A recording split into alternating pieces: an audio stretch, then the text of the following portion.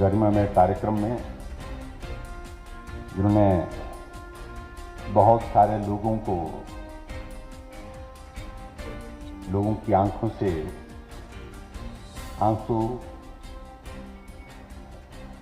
एक तरह से बहने के लिए विवश किया। पुरानी यादों को ताज़ा जब किया जाता है तो स्वाभाविक रूप से ये बस में किसी की रहती नहीं है। ये आंख अपना काम कर देती है, अपनी भावना व्यक्त कर देती है। और मैं देख रहा था मंच पर जितने भी हमारे साथ बैठे हैं सब लोगों की भावनाओं को हमने बहुत करीबी से देखा। और ऐसा कार्यक्रम मैं समझता हूं कि शायद विश्वविद्यालय के इतिहास में पहली बार हो रहा है। और आज के इस कार्यक्रम में विशेष तौर से मैं समय निकालने के लिए जिनके पास बहुत बड़ा दायित्व है। आज भारतीय जनता पार्टी देश की नहीं दुनिया की सबसे बड़ी पार्टी है। इस पार्टी के सम्मानीय अध्यक्ष और इस यूनिवर्सिटी के छात्र, पूर्व छात्र आदरणीय जगत प्रकाश नड्डा जी का आज के इस कार्यक्रम में जहाँ अभिनंदन करता हूँ। ये कार्यक्रम आपके लिए समर्पित है और पुरानी यादों के लिए समर्पित है, सब लोगों के लिए। अभी जिनका आपने संबोधन सुना, आदरणीय श्री अनुपम खेर जी, जिन्होंने अपनी भावनाओं को आपके सामने व्यक्त किया। हमारे बीच में स्पीकर विधानसभा श्री विपिन सिंह परमार जी, माननीय मंत्री श्री सुरेश भारद्वाज जी, न्यायमूर्ति श्री विवेक ठाकुर जी, न्यायमूर्ति श्री बरोवाली जी, न्यायमूर्ति श्री सुशील कुकरेजा जी, यहाँ हमारे बीच में भाई सिंघा जी, सुखविंदर सिंह सुक्खू जी और इस विश्वविद्यालय के vice chancellor professor S P Bansal ji, pro VC Jyoti Prakash ji. मैं क्षमा चाहूँगा कि बहुत सारे नाम हैं और बहुत सारे किसको छोड़ूं किसको कहूँ। और उपस्थित हैं हमारे सभी यहाँ उपस्थित सभी भाइयों बहनों और पत्रकार मित्रों।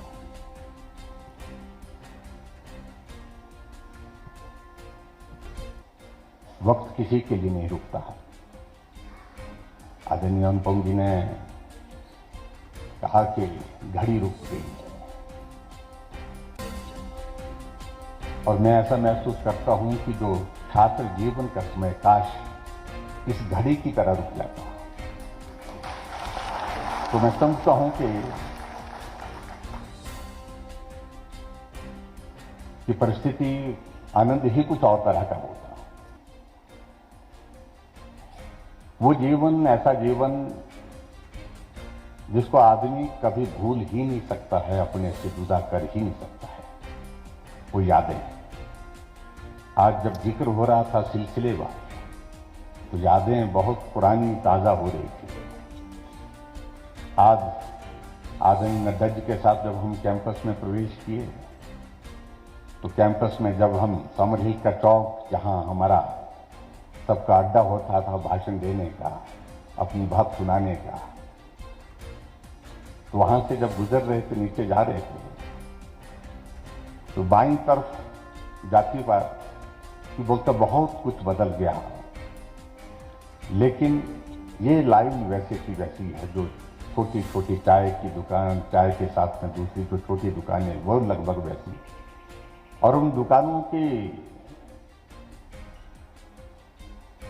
यादों में आदरणीय नड्डा जी कह रहे थे, हम यहाँ बैठते थे, यहाँ चाय पीते थे, यहाँ सामान लेते थे, सारा इस तरह सारी चीजों को लेकर के जिक्र हो रहा था। हम कभी कभी आते थे यूनिवर्सिटी में, क्योंकि ना घर की परिस्थिति थी यूनिवर्सिटी में पढ़ाने लायक, ना नंबर की परिस्थिति थी एडमिशन दिलाने लायक। हमारा और अनुपम जी का लगभग एक जैसा ही है।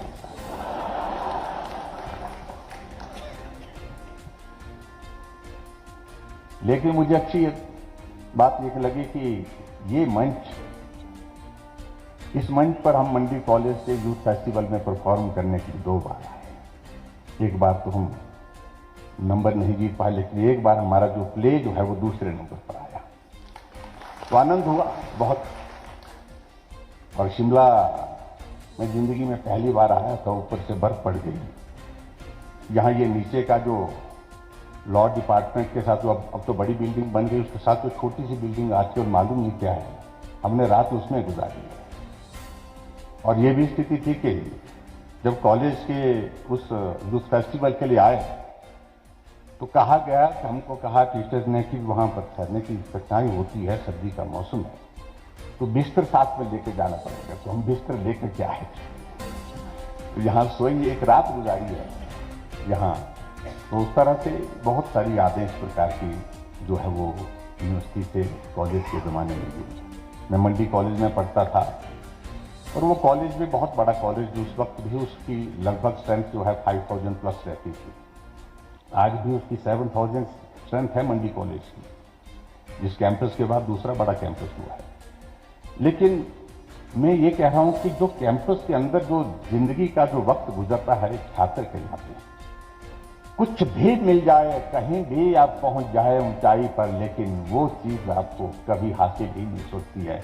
उस चीज के लिए आप कभी जो है वो उसको भूल ही नहीं पाते हैं। जितना आनंद वो वक्त देता है, वो उसके सिवाय कोई और चीज इतना आनंद आपको दे ही नहीं सकता है। मैं इस दावे के साथ कह सकता हूं। इसलिए मैं तो छात्रों को भी कहता हूं कि आप सोचते होंगे ये बड़े लोग बन गए, नड्डा जी बहुत बड़े हैं, लेकिन नड्डा जी और हम सब लोगों से अगर पूछेंगे आप कि सबसे बेहतरीन जिंदगी का वक्त कौन था, तो हम कहेंगे जब हम कॉलेज में पढ़ते थे, यूनिवर्सिटी में पढ़ते थे, जब हम छात्र थे। इसलिए आप लोगों ने आगे बढ़ना है और आगे बढ़ करके बहुत ऊंचे स्थान पर पहुंचना है, लेकिन जिंदगी में ये पल जो है आपको सदा याद रहेंगे। हम कॉलेज में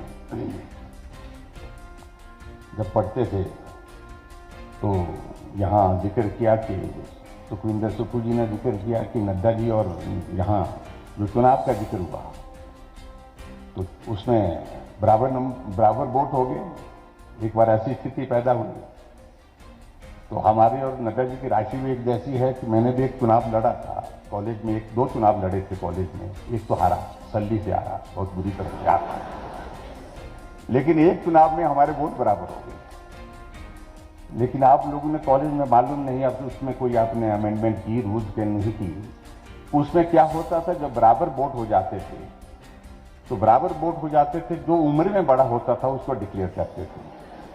और मेरे साथ ये मुश्किल थी कि जो मेरे साथ जो दूसरा चुनाव लड़ने वाला था, तो उसकी उम्र मेरे से 2 साल बड़ी थी।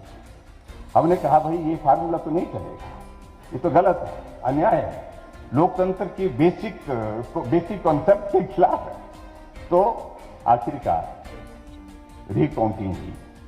रिकाउंटिंग में एक स्थिति ऐसी आई कि एक वोट पर नाम दूसरे आदमी का था, उसका नाम भी मेरे जैसा ही नाम था, थोड़ा मिलता था, जयकुमार नाम था, मेरा नाम जयराम ठाकुर था। तो रोल नंबर के हिसाब से रोल नंबर मेरा था, नाम उसका था। मैंने कहा ये वोट जो है ये गलत होना चाहिए, ये रिजेक्ट होना चाहिए। झगड़ा हुआ, नारे हुए, शीशे टूटे। आपको मालूम है वो तो बड़ी आराम छोटी सी बात होती थी कॉलेज के इलेक्शन में, और आखिरकार वो वोट रिजेक्ट हुआ। तो एक वोट से शुरुआत हुई मेरी मंडी कॉलेज की बात कर रहा हूं मैं, बहुत पुरानी बात। तो कदम आगे बढ़ते बढ़ते इस दिशा में चलते चलते आदमी को अभी कहां ले जाता है कोई कह नहीं सकता। राजनीति से बहुत ज्यादा, मुझे सच कह रहा हूं कि कतई भी, मैं खुद इस बात को कई बार कह चुका हूं कि मैं नेताओं को बहुत अच्छा नहीं मानता था और नेताओं के बारे में अच्छी धारणा नहीं थी उस जमाने में। लेकिन आज हम भी उनमें से एक हैं। मुझे नहीं मालूम था कि यहाँ ऐसे होगा। अब परिस्थितियाँ कई बार इस तरह से हो जाती है। जब मुझे पहली बार पार्टी का टिकट दिया गया, जम्मू कश्मीर में रहा, मैं 4 साल जम्मू कश्मीर रहा। जब एक्सोडस हुआ था, मैंने उस वक्त का वो दौर देखा है। कश्मीर के पंडित जो अच्छे खानदान के थे, करोड़ों रुपए की संपत्ति छोड़ करके, घर बार छोड़ करके, टेंट में रह करके सड़क के किनारे जिंदगी बसर कर रहे थे। वो बहुत पीड़ा का दौर था। उस वक्त हम वहां पर थे।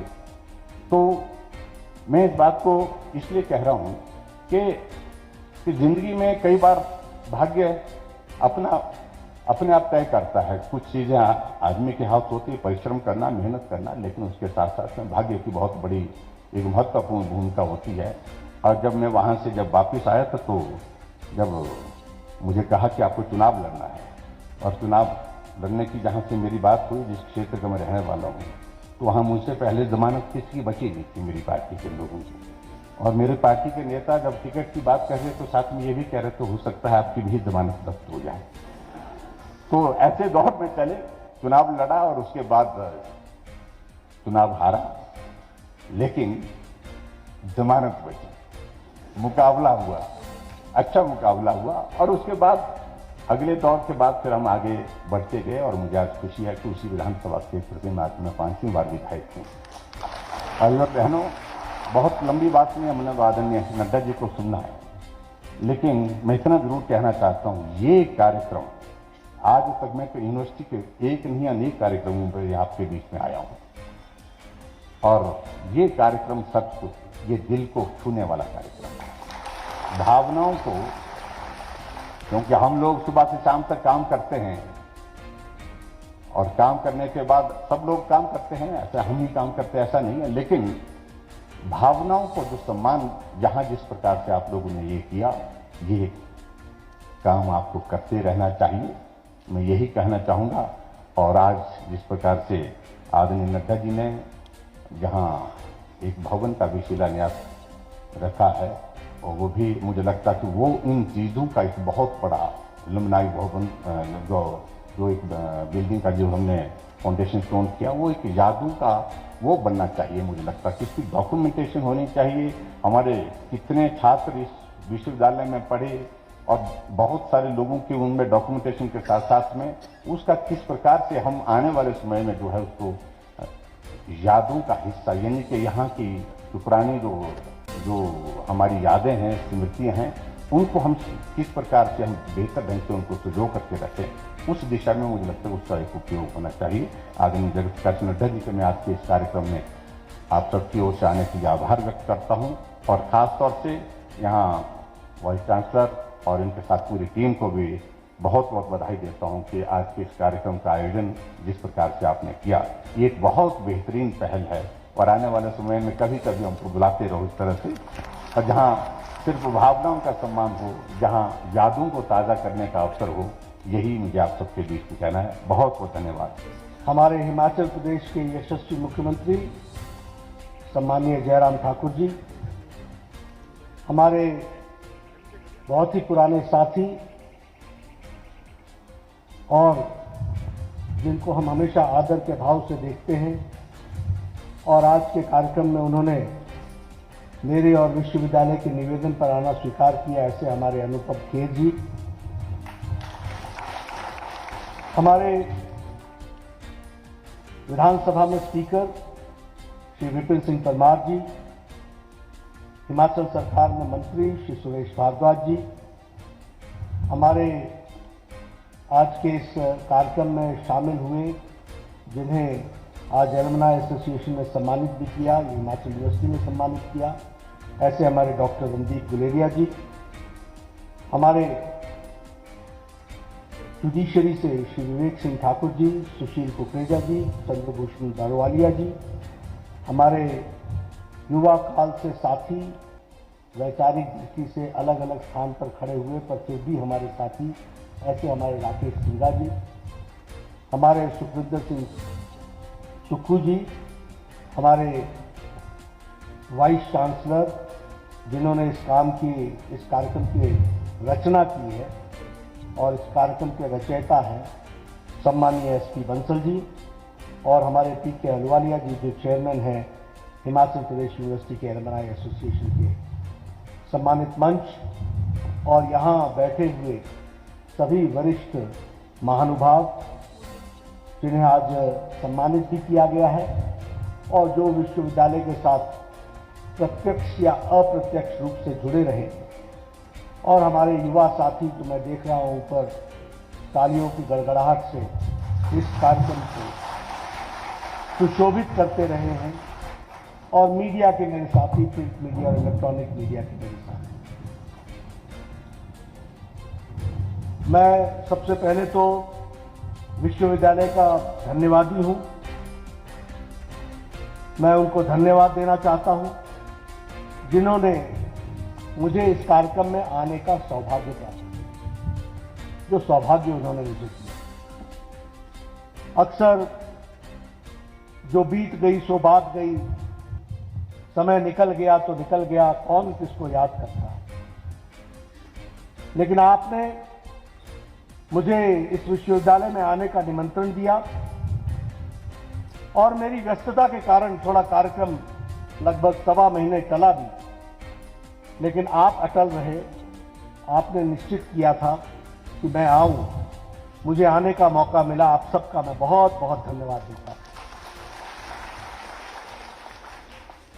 जो आदर सम्मान आपने मुझे दिया, इसके लिए भी मैं आपका तहे दिल से धन्यवाद देता हूं, क्योंकि ये आदर और सम्मान मैं संजोकर अपनी पूंजी समझ करके, ताकत समझ करके, पूरी ताकत से देश हित में, समाज हित में काम करने के लिए मुझे स्फूर्ति और ऊर्जा देगा।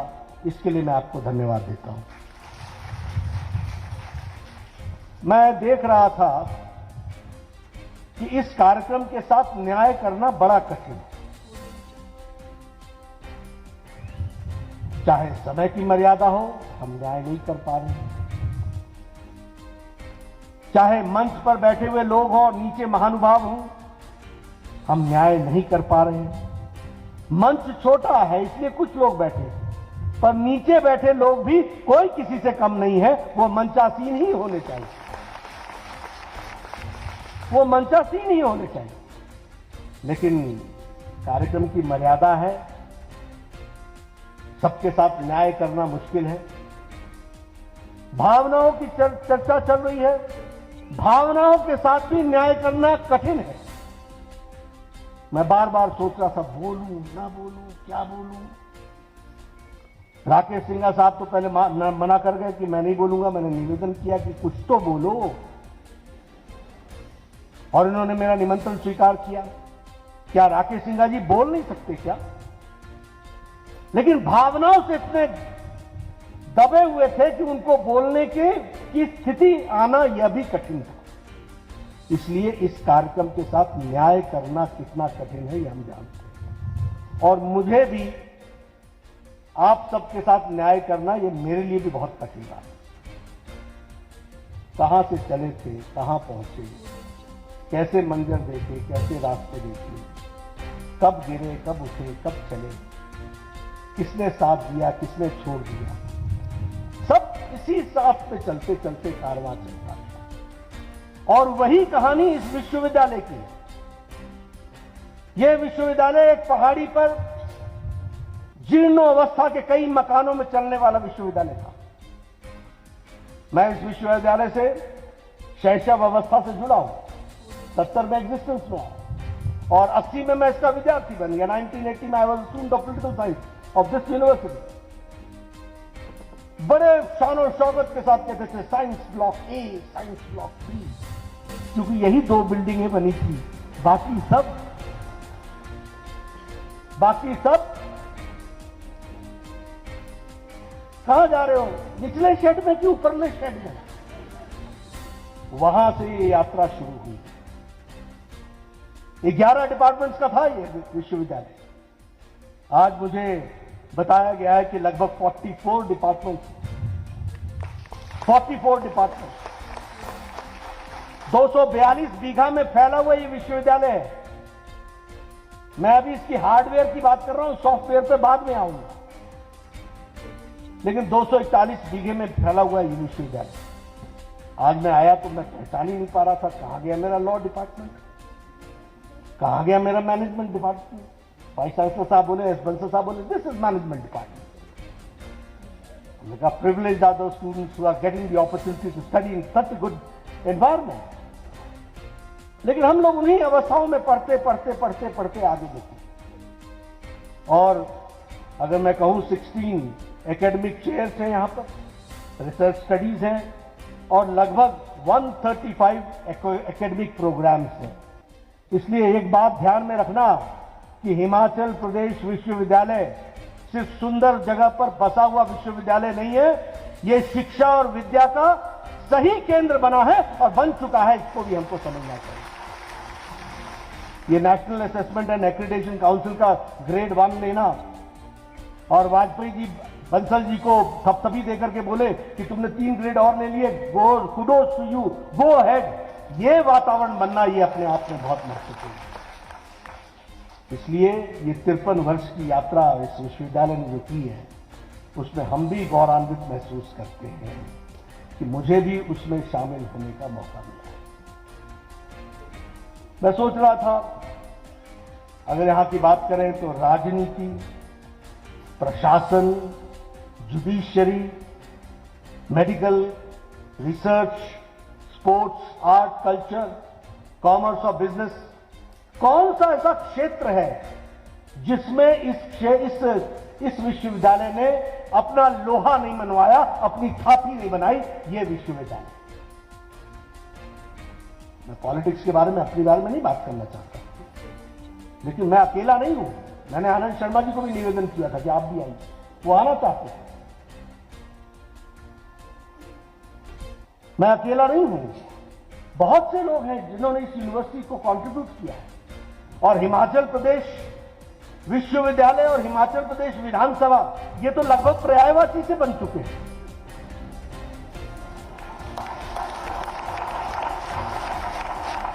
A battery of, and from all ideologies, from all sections. आज के दिन जब मैं यहां आया हूं, तो क्या मैं पीएल भटनागर साहब को भूल सकता हूं? क्या हम उस एकेडमिया को भूल सकता हूं जिसका नाम खेर साहब ने लिया? आर के सिंह साहब को भूल सकता हूं? They were teacher in letter and spirit, spirit से टीचर। तभी ये वाक्य उनसे निकला था कि मैं तुम्हारी एडमिशन रोक नहीं सकता, तुमको दूंगा ही दूंगा। ये उनका टीचर बोलना, उस वातावरण से निकले हुए। अगर हम बात करें फॉर्मर अश्विनी कुमार की, जो सीबीआई के डायरेक्टर भी रहे, बाद में गवर्नर भी रहे। अगर मैं बात करूं अभी हमारे चीफ जस्टिस संजय करोल की, अब ये दीगर बात है कि वो मुझे जेल में पढ़ाने आया था, क्योंकि मैं लॉ का एग्जामिनेशन मैंने जेल से दिया और मैं लॉ इसलिए कर पाया क्योंकि मेरे को जेल हुई थी, अन्यथा वो मुश्किल जाता। तो वो भी हमने समय देखा है। जस्टिस राजीव शर्मा, मैं श्रवण डोगरा जी को कह रहा था, आप अकेले कैसे दिख रहे हो, राजीव शर्मा जी कहां है? ये जोड़ी हुआ करती थी। और राजीव जी का दूसरा नाम भी था, वो हम यहां नहीं लेंगे। लेकिन ये यादें, ये हमारे वाइस चांसलर हुआ करते थे, एलपी सिन्हा हुआ करते थे। बाद में वाइस चांसलर की झड़ी लगी, तभी हमारे केसी मल्होत्रा साहब, जिन सबका नाम अभी हमारे राकेश सिंघा जी ने लिया, और उन्होंने उन सारी बातों को उन्होंने कहा कि तो ये विश्वविद्यालय का एक परिस्थिति हम लोगों ने, एक तस्वीर हम लोगों ने देखी। और मैं जब आज यहां पर बैठ करके आपसे चर्चा कर रहा हूं, तो मैं महसूस करता हूं कि वापस मैं अपने घर में आ गया हूं, पुरानी यादों को ताजा करने। सारे वही तस्वीर दिखती। ये ऑडिटोरियम, ये एक तरीके से हम सबके साथ, हमारी यादों के साथ जुड़ा हुआ ऑडिटोरियम। इस ऑडिटोरियम में इस मंच पर आने का मौका मिल जाए तो कहते थे हो गया सरदार, मौका मिल गया। क्योंकि ये ऑडिटोरियम बहुत ही स्टिफ कंपटीशन के बाद किसी को यहां आने का मौका मिलता। May it be art, may it be culture, may it be drama, may it be dance, may it be oratory, कोई भी हो, यहां आते आते तक विश्वविद्यालय में उसको अपना नाम और अपनी भांति अपना काम स्थापित करना पड़ता है, तब जाके नहीं आता। और ये जो मैं यहां खुशहाल माहौल देख रहा हूं, यहां जब यूनिवर्सिटी के स्टूडेंट्स की गैदरिंग हुआ करती थी ना, तो हम मन में सोचा करते थे पता नहीं ऊंट किस करवट बैठेगा, कितनी गर्मी रहेगी, कितनी ठंडी रहेगी, कितनी नरमी रहेगी। कौन किसकी बातों से उछल जाएगा, कौन किसकी बातों से नाराज हो जाएगा। लेकिन ये विश्वविद्यालय के छात्र संघ का केंद्र और है, ये पल्स था। यहां से हम लोगों को पता चल जाता था कि यूनिवर्सिटी क्या सोच रही है। और मैंने राकेश जी से निवेदन किया, वाइस चांसलर से निवेदन किया था कि राकेश जी को बुलाना, सुखविंदर जी को बुलाना। मैंने मुकेश अग्निहोत्री को बुलाया था। क्यों? इसलिए कि ये विश्वविद्यालय गुलदस्ता है, अकेला फूल नहीं सजता, ये गुलदस्ता सजता है। सब आएंगे तो अच्छा रहेगा, इस बात को हमको समझना। मैं कौन कौन सी बातें बताऊं? अभी हामिद करजई साहब की बात, वो हमारे जूनियर थे पॉलिटिकल साइंस ऑनर्स में। केम इन 1981, I was a student in 1980 of political science. अब मैं बिहार से आया था, मुंशी प्रेमचंद की पढ़ी हुई थी हामिद मतलब हमीद। तो जब मेरी उनसे मुलाकात हुई, I am Hamid. I said O Hamid, no I am Hamid. मुझे अभी भी याद है। मैं कहा, where have you gone to? Hamid, where were you? I had gone to Baluganj. What for? To have imarti. उनको इमरती का शौक था, वो भी मुझे दिन याद है। तो हम हामिद को हमेशा बोलते, always look towards right, towards the imarti side, not the opposite side. That side is for us, that is Baluganj thana. So look towards right side, never towards the left side, that is for us। क्योंकि हम लोगों को, राकेश सिंघा जी को जाना ही पड़ता था हर महीने कभी न कभी किसी। और राकेश सिंघा जी अंग्रेजी में, पहली बार इनको हिंदी में सुना मैंने, अंग्रेजी में भाषण देते थे, पूरे ताबड़तोड़ तरीके से छात्र इंप्रेस होते थे। और हम सोचते थे हमारा क्या होगा भाई। बड़े अंदाज में कहते थे, Mister Vice Chancellor, you can hear my raised voice, the students cannot be misguided.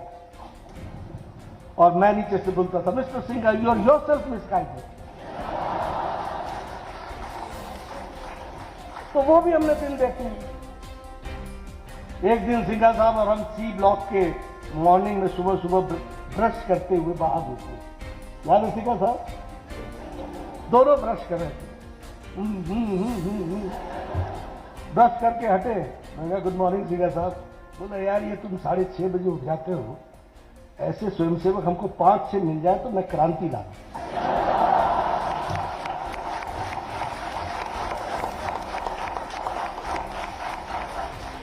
तो मैंने कहा, ऐसे स्वयंसेवक दे दूंगा तो क्रांति नहीं आएगी, शांति आ जाएगी। उसी तरीके से अगर मैं देखूं, गर्ल्स हॉस्टल, उन दिनों निमंत्रण आ जाए लंच का तो बहुत बड़ी बात हो जाती है। और हमारे साथी ऐसे थे, जब मैं एबीपी का काम करता, मैं कहां जा रहा है? नहीं मैं आ रहा हूं। मुझे बताते नहीं थे, क्योंकि बोलते थे ये हेडमास्टर है, ये रोक लेगा। फिर बोलते थे हम भी तो संगठन का ही काम करने जा रहे हैं। लेकिन इस यूनिवर्सिटी के एक एक परछाई मेरे लिए, और मैं सबसे कहूंगा, याद रखिएगा, आपकी पर्सनालिटी आपके कारण नहीं बनी है, आपके बनाने वाले में उस ठाकुर ढाबे की चाय भी है और उसकी रोटी भी है।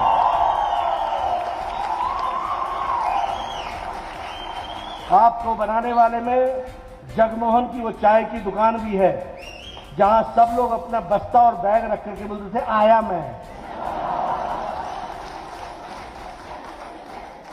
ये पर्सनैलिटीज ऐसे नहीं बनती है किस किस को। और मैं सबके प्रति ऋणी हूं जिन्होंने ये प्यार दिया, जिन्होंने ये सम्मान दिया। वॉल राइटिंग करते थे, बोलते थे, पंडित जी दुकान खोल के रखना, किसी को रखना, चाय पीने में 2 बजे रात को।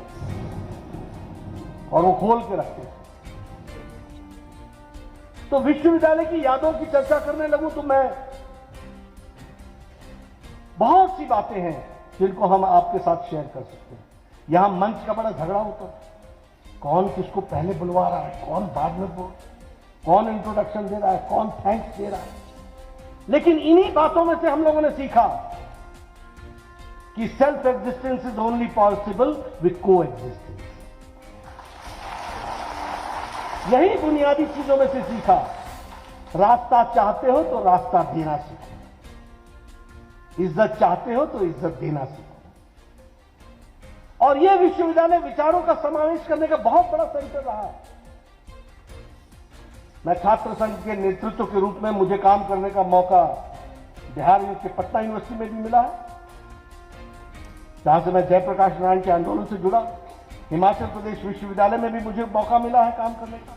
मैंने पंजाब यूनिवर्सिटी चंडीगढ़ में भी काम किया है, मैंने दिल्ली यूनिवर्सिटी में भी काम किया, मैंने जेएनयू यूनिवर्सिटी में भी काम किया। सभी यूनिवर्सिटीज के वातावरण को देखा है। लेकिन इस यूनिवर्सिटी की पॉलिटिकल अवेयरनेस और इस यूनिवर्सिटी की पॉलिटिकल सहिष्णुता, राजनीतिक सहनशीलता और एक साथ लेकर के समावेश करके प्रजातांत्रिक तरीके से चीजों को बढ़ाने का है केंद्र, तो वो हिमाचल यूनिवर्सिटी है। इसको हमको समझना है। इसलिए ऐसी यूनिवर्सिटी में मुझे आने का फिर से मौका मिले। और जब मैं नई नई बिल्डिंग, चंद्रभागा हॉस्टल देख रहा था तो है ही नहीं, अब तो वहां तो नई बिल्डिंग खड़ी है। उसी तरीके से हर जगह मैं देख रहा हूं कि एक नई विकास की गाथा लिखी जा रही है। और जिस तरीके से एजुकेशन को प्रायोरिटी दिया जा रहा है, उस प्रायोरिटी में बंसल जी मैं जरूर आपसे कहूंगा, स्नैच दी अपॉर्चुनिटी, शब्द में स्नैच बोल रहा हूं, क्योंकि यह मौका है जिसको हमको अपने साथ खींच लेना चाहिए, साथ ले लेना चाहिए। और फाइनेंसेस के दृष्टि से जो यूनिवर्सिटी के लिए भारत सरकार यूजीसी कर रही है, उसका उपयोग कर लेना चाहिए। इस बात को मैं जरूर कहना चाहूंगा। ये यूनिवर्सिटी के इस ऑडिटोरियम में मैंने justice R S Pathak, chief justice of India को सुना है, मैंने प्रणब मुखर्जी को फाइनेंस मिनिस्टर सुना है, मैंने जनरल एस के सिन्हा को सुना है, मैंने एस्ट्रोनॉट राकेश शर्मा और हमारे रवीश मल्होत्रा का स्वागत यहां इस मंच पे किया। यह बड़ा ही ऐतिहासिक मंच है। इस बार रामनाथ कोविंद जी ने इसको सुशोभित किया है। तो इस विश्वविद्यालय को यह मौका मिला है इतने लोगों का आने का। बहुत से विश्वविद्यालय, सेंट्रल विश्वविद्यालय, जहां वाइस प्रेसिडेंट विजिटर है, कहीं प्रेसिडेंट विजिटर है, लेकिन उसके बावजूद भी इस विश्वविद्यालय को स्थान मिला है। उसको हमको याद रखना चाहिए। और मित्रों, हम सब लोग इस विकास की कहानी में, ये जो सुखविंदर जी है ना, ये राकेश सिंघा जी हैं और मैं हूं, हम लोग राकेश सिंघा नहीं है, ये हमारे सुरेश भारद्वाज जी, इनको मैं डॉक्टर साहब बोलता हूं, और ये मुझे भी डॉक्टर साहब बोलते हैं। और ये राकेश जी भी, ये राकेश सिंघा डॉक्टर राकेश सिंघा है, ये डॉक्टर सुखविंदर सिंह है, सुखू है, मैं डॉक्टर जेपी नड्डा हूं। और आपको मालूम है ये उपाधि किसने दी है? किसने दी है? मैथ्स के हमारे कुक ने दी।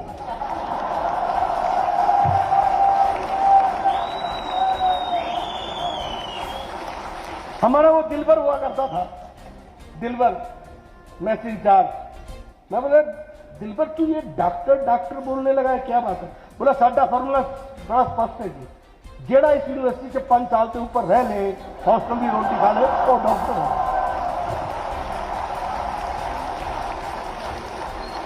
तो हम वो डॉक्टर हैं जो 5 साल से ऊपर वाले हैं। बड़ी अच्छी मीठी यादें हैं। पिताजी हमारे को उन दिनों में 500 रुपए का मनी ऑर्डर भेजते थे, और मैं उन दिनों उन छात्रों में से माना जाता था जिसको अच्छा ठीक 500 रुपए दिया गया है।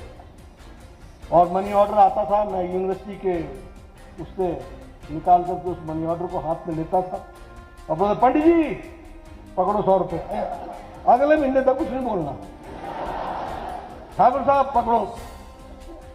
ऐसे करके हमने काम कैफे तक पूरे का पूरा बांट देना, 50 एक रख लेना, बाकी हम सब लोगों को बोलते थे, भैया देखो ये यूनिवर्सिटी हमारी है, ये कैंपस हमारा है, यहां खातिरदारी हम करेंगे, माल रोड ले जाना है तो खातिरदारी तेरी हो, क्योंकि हमारा उधारा चलता है, हम कैश वाले नहीं हैं। और यहां यूनिवर्सिटी में हम लोग इसी प्यार में पले रहे। विरोधी भी होता था, आओ नड्डा साहब बैठो चाय पी। हमारे सिंघा साहब होते थे, इनको हम कहा करते थे सिगरेट के धुएं के गुलछर्रे से क्रांति नहीं आती। वो हमको कहा करते थे वंदे मातरम से कुछ नहीं होता। हम कहते थे होता है, जरूर होता है। ये हमारी आइडियोलॉजी की धारणा थी।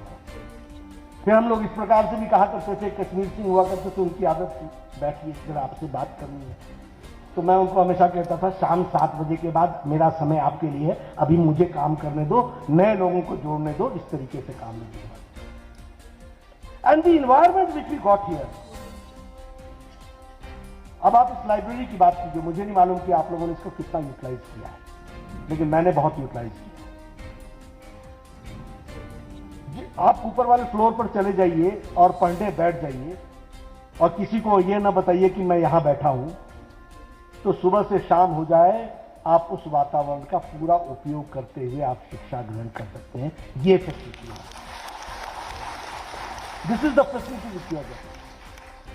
अगर आपको आर्ट और थिएटर का शौक था तो ये ऑडिटोरियम वाइस चांसलर के परमिशन पर रात 2-2 बजे तक खुला मिलता था, इसका भी हम उपयोग करते हैं। यही बगल में वॉलीबॉल का कोर्ट था, नीचे चरणजीत सिंह जी के द्वारा समर हिल में चलने वाला हॉकी का प्रैक्टिस और क्रिकेट का प्रैक्टिस चलता था। और हर तरीके के विद्यार्थी थे, हर तरीके के लोग थे, लेकिन एक मन में तमन्ना थी कि कुछ घर गुजरना है, और मुझे लगता है कि वह किसी भी व्यक्ति के लिए बहुत महत्वपूर्ण है। मैं इतना जरूर सब लोगों को कहना चाहता हूं कि हम सब लोग इसके प्रति समर्पित रहें और उसको आगे बढ़ाने का हम जरूर काम करें। हमारे जितने भी शिक्षक हैं उनसे भी मैं निवेदन करूंगा कि आपकी जिम्मेवारी बहुत बड़ी है और जिस जिम्मेवारी को आप निभा रहे हैं। मेरे पिताजी टीचर थे और वो कहते थे कि the best certificate for a teacher is when he sees his student growing more than him, अपने से ज्यादा बढ़ता देखता है, तो वही सर्टिफिकेट है। और मैं विद्यार्थियों से भी कहना चाहूंगा, ये टाइम बार बार नहीं आता, इसका हमको उपयोग करना चाहिए। और मैं एक बात सब लोगों को हमेशा कहता हूं, देखो हुनर तो भगवान देता है, लेकिन हुनर को संभाल के रखना यह हमारी जिम्मेवारी है।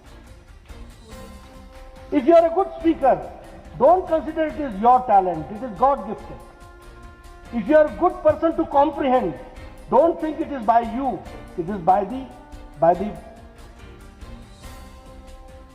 आशीर्वादम ऑफ द ऑलमाइटी, जिसके कारण आपको ये मिला है।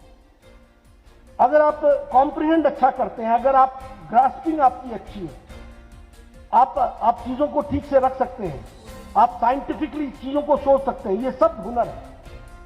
लेकिन इसके साथ साथ जिस चीज से हम इसको संजो के आगे बढ़ा सकते हैं, उसमें सबसे पहला आयाम है ऑनेस्टी, इंटीग्रिटी, डेडिकेशन, परसिवियरेंस। ये हमारे हाथ में है। ईमानदारी से उपयोग करना ये हमारे हाथ में, डेडिकेशन के साथ चलना ये हमारे हाथ में, पेशेंस रखना हमारे हाथ में, परसिवियरेंस करना हमारे हाथ में। और मैं आपको बताता हूं किस मोड़ पर आपको मंजिल मिल जाएगी ये आपको भी नहीं मालूम है, मंजिल मिलेगी ये बात पक्की है। और इसीलिए मैं आपसे सबसे ये गुजारिश करूंगा कि अपने समय का बेस्ट यूटिलाइजेशन करिए, आगे बढ़िए, बड़ा दिल रखिए, बड़ी सोच रखिए, बड़े दृष्टि से काम में जुटिए, सब लोगों को साथ लेकर के चलिए। अभी प्रधानमंत्री मोदी जी ने अमृतकाल के बारे में चर्चा की है। यहां बैठे सब लोगों में से ज्यादातर लोगों ने अमृतकाल का 2047 देखना है। We have to see that. और अगर हमने देखना है तो विकसित हिमाचल देखना है, विकसित भारत देखना है और विकसित हिमाचल यूनिवर्सिटी देखनी है। यह हमको प्रण लेना है। अगर हमको आगे बढ़ना है तो हमको गुलामी की मानसिकता से बाहर निकल जाना है। और गुलामी किसी पेन में नहीं छुपी है, गुलामी किसी विदेशी वस्तु में नहीं छुपी है, गुलामी मानसिकता में छुपी है। और हमें अपनी विरासत के प्रति आदर का भाव पैदा करना है। हमारी विरासत इतनी पुरातन और इतनी रिच है, उसके प्रति हमको आगे बढ़ना है। हमको एक होकर के चलना है, यूनिटी के साथ चलना है। मजहब, जात पात, धर्म, इन सब से ऊपर उठ करके सबको साथ लेकर के चलना। कोई जाति नहीं, कोई पात नहीं, कोई ऊपर नहीं, कोई नीचे नहीं, इसको साथ लेकर के चलना और अपने कर्तव्य बोध के साथ आगे चलना। We have been talking for long about you our rights, but now the time has come that we should talk about our duties also. और मैं ये इसलिए फख्र से कह सकता हूं कि इसी मंच पर खड़े होकर के 30 साल पहले मैंने कहा था, the privilege which we are getting, education is a birth right, yes, primary education, secondary education, but not higher education. Higher education is at the cost of taxpayers. हमको उनकी सुविधा मिली है, ये बिल्डिंग, ये वातावरण, ये इंफ्रास्ट्रक्चर, ये टीचर्स, ये प्रोफेसर्स, ये एक्सकर्शन कमिटी, ये सेमिनार्स, ये सब समाज के द्वारा दिया गया है। और इसलिए हमारा ये कर्तव्य बनता है कि हम इस शिक्षा को ग्रहण करके समाज को वापस लौटाएं, उसको हम आगे ले जाएं। इस बात की हम और इसी बात को ध्यान में रख करके हमको काम में जुटना चाहिए, ऐसा मैं जरूर कहूंगा। छात्रों से मैं एक बात और निवेदन करना चाहूंगा, क्योंकि मुझे मौका मिल गया, मैं ज्यादा उनको वो डिस्टर्ब नहीं करना चाहता। लेकिन जब हम स्टूडेंट हुआ करते थे, तो जब मैं कॉलेज यहाँ आया तो मैं एक आंदोलन से निकला हुआ व्यक्ति था, तो पर्पस के साथ चलना मेरी आदत थी। लेकिन यूनिवर्सिटी के स्टूडेंट्स के साथ मिलना भी मेरी आदत थी। तो मैं कई बार क्लास में आया, तो क्लास में आया, आज पिक्चर देखते, आज पिक्चर देखते, आज पिक्चर देखते, सारी क्लास पिक्चर देखते। अब मुझे भी क्लास की यूनिटी के साथ रहना था, तो मैं भी चला गया, एक बार गया, 2 बार गया। फिर मैंने अपने साथियों से चर्चा की और मैंने कहा, देखो, we are not rudderless boats, हम बिना पतवार की नाव नहीं है। हमारे जीवन में पतवार है, हमारी दिशा होनी चाहिए। अगर पिक्चर देखना है तो वो भी तय करो, लेकिन वो क्लास के समय क्यों देखेंगे? शनिवार को जाएंगे और जाकर के देखेंगे और पिक्चर भी देखेंगे और क्लास भी अटेंड करेंगे। But there should be a direction, rudderless boat नहीं होना चाहिए। मैं विद्यार्थियों से भी कहना चाहूंगा, ये बहुत बहुमूल्य समय आपको मिला है मित्रों, इसका उपयोग करो। बिना पतवार की नाव मत बनो, बिना रडर के मत चलो, बिना एलिवेटर के न चलो। चलना है तो दृष्टि और दिशा लेकर के चलो। और दूसरा, अपने आप को पहचानना सीखो, दूसरे की तरफ देखना छोड़ो। वो ऐसा करता है इसलिए मैं ऐसा करूं, अपने जीवन को इतना व्यर्थ मत करो। हर आदमी में अपना टैलेंट छुपा हुआ है, अपने टैलेंट को पहचानो। इसलिए बाहर मत देखो, अंदर देखना चाहिए। Look towards inward, what quality you have, what strength you have, what talent you have and utilize that talent. और जो आपकी कमजोरियां हैं, गुस्सा जल्दी आता है, दूसरे को सहन कम करते हैं, दूसरों से सुनते कम है, बोलते ज्यादा है, उस थ्रेट को पहचान करके उसको सुधारने की कोशिश करो। और जीवन में अपॉर्चुनिटी कहां खड़ी है और थ्रेट कहां खड़ा है, इसका समावेश करो। और मैं आपको एक बात का विश्वास दिलाता हूं, मेहनत करके चलते रहने पर, ऑनेस्टी और इंटीग्रिटी के साथ, रास्ता तुम्हारा ही है, मंजिल तुम्हारी ही है, कोई नहीं ले सकता। इस बात को ध्यान रखना, कोई नहीं ले सकता। और एक बात मैं अंत में विद्यार्थियों से कहना चाहता हूं, किसी से सर्टिफिकेट मत मांगो। आदमी बहुत छोटा है किसी को सर्टिफिकेट देने की। अपने अंदर झांक के देखो कि मैंने जो किया वो ठीक किया क्या, मैं उसमें और अच्छा क्या कर सकता था, मुझे उसमें और क्या जोड़ने की जरूरत है, मैं और अच्छा कैसे कर सकता हूं। दोस्तों से बुराई पूछने की आदत डालो। अच्छा अच्छा, मीठा मीठा तुम्हारे लिए, खट्टा खट्टा मेरे लिए, मेरे को दो, मैं सीखना चाहता हूं। लगातार जीवन में सीखने का तरीका है, लगातार। और जिस दिन तुमको सेटिस्फैक्शन हो जाए तुम्हारे काम से, that is the best certificate you are getting and that is the best certificate you can get. मैं ऐसी में चर्चा करूं, मेरे पिताजी वाइस चांसलर थे, मैं जेल चला। मेरे बहुत से लोगों ने कहा मुझे शर्म आती है। मैंने कहा आते क्यों मेरे पास, मैंने तो नहीं बुलाया, मैं कोई चोरी में तो नहीं आया, मैंने कोई डाका तो नहीं डाला, मैं आंदोलन लड़ते हुए आया हूं। मुझे फक्र है कि मैं एक कॉज के लिए लड़ रहा हूं और उस कॉज के लिए सिस्टम से भी लड़ना पड़ेगा तो मैं लड़ूंगा, और मैंने लड़ करके दिखाया। लेकिन मैंने किसी से सर्टिफिकेट नहीं मांगा। मैंने ये नहीं कहा कि वो बुरा मान रहा उसको मुबारक। मेरा रास्ता अलग है, मेरे को अपने रास्ते पर चलना। तो इस कमिटमेंट के साथ हमको चलने की जरूरत है। और एक बात मैं बता दूं, कल कुछ हासिल करने वाला आज का दीवाना ही कहलाता है। उसको सब दीवाना ही बोलते हैं, ये पागल। अब अनुपम खेर जी जब यहां से निकल करके चंडीगढ़ में एडमिशन ली होगी, ये छोटी घटना नहीं है मित्रों। ये रेलवे स्टेशन के ऊपर के ब्रिज पर खड़े होकर के ट्रेन का देखना, आना और जाना, ये माल रोड की गुफा, और गुफा में किसी को ढूंढना और खास करके उसका समय का याद रखना, और उन सबको छोड़ करके चंडीगढ़, और मैं कई बार लोगों को बोलता हूं शिमला छोड़ करके किसी को भेजना होता है तो जो जाता है उसी को पता होता है कि शिमला छोड़ने का अर्थ क्या है।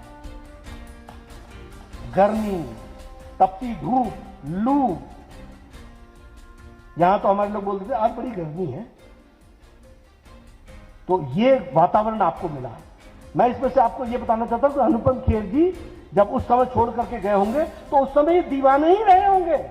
ये दीवानापन ही होगा जो आज हमारे यहां इस यूनिवर्सिटी का one of the most brilliant asset बनकर के तैयार है, और वो देश के लिए। रणदीप गुलेरिया जी संतुष्ट हो जाते एमबीबीएस की पढ़ाई के बाद एमएस करने के लिए, लेकिन ये पीजीआई चंडीगढ़ गए थे। मैं हेल्थ मिनिस्टर रहा हूं, मुझे मालूम है पीजीआई के चंडीगढ़ में जाकर के एमएस करने का मतलब ये होता है, आपने सुना होगा 12 घंटे की ड्यूटी, आपने सुना होगा 24 घंटे की ड्यूटी, ये 48 घंटे की ड्यूटियां देते हैं, 48 आवर्स। एम आई राइट डॉक्टर साहब? 48 आवर्स ऐसी ड्यूटियां देते हैं, और तब जाकर के सबसे निकल के आते हैं। कोई ऐसे ही नहीं आ गया है। और मित्रों मैं एक बात कहता हूं, ये शान और शौकत को देकर के भ्रम में मत रहना। मेहनत से, ईमानदारी से, ताकत से लड़ करके ही हासिल होती है चीजें, ये बात ध्यान रखना, कोई भी किसी फील्ड में। इसलिए मित्रों आप सब लोगों को मेरी शुभकामनाएं हैं। आपने मुझे जो सम्मान दिया है उसके लिए मैं पुनः आपको धन्यवाद देता हूं। अपने पुराने साथियों से मिलने का मौका मिला, कईयों को चश्मे लग गए, कईयों के बाल उड़ गए, कई थोड़े मोटे हो गए, सब की शक्लें थोड़ी बदल गई हैं। ऐसा नहीं कि मेरी नहीं बदली है, मेरी भी बदली। तो लेकिन आप सबसे मिलने का मौका मिला, और एसपी बंसल जी ने मुझे मौका दिया। एक बात तो मैं यहां से कहूं ना कहूं, मुझे सोच में रह रहा हूं, ये जो एलुमनाई एसोसिएशन की बिल्डिंग बनाई है, इसके लिए मैं 25 लाख रुपए की व्यवस्था करूंगा, ऐसा मैं कहूं। लेकिन पत्रकार मित्रों और इनकम टैक्स वालों सुन लेना, मैंने कहा 25 लाख की व्यवस्था करूंगा। राजनीति में बहुत चीजें बड़ी महत्वपूर्ण होती हैं, और मुंह से कही गई जवान उसकी इज्जत होनी चाहिए। तो मित्रों ये मुझे मौका मिला, इसलिए बहुत बहुत धन्यवाद। आपने मुझे सुना, इसके लिए बहुत बहुत धन्यवाद।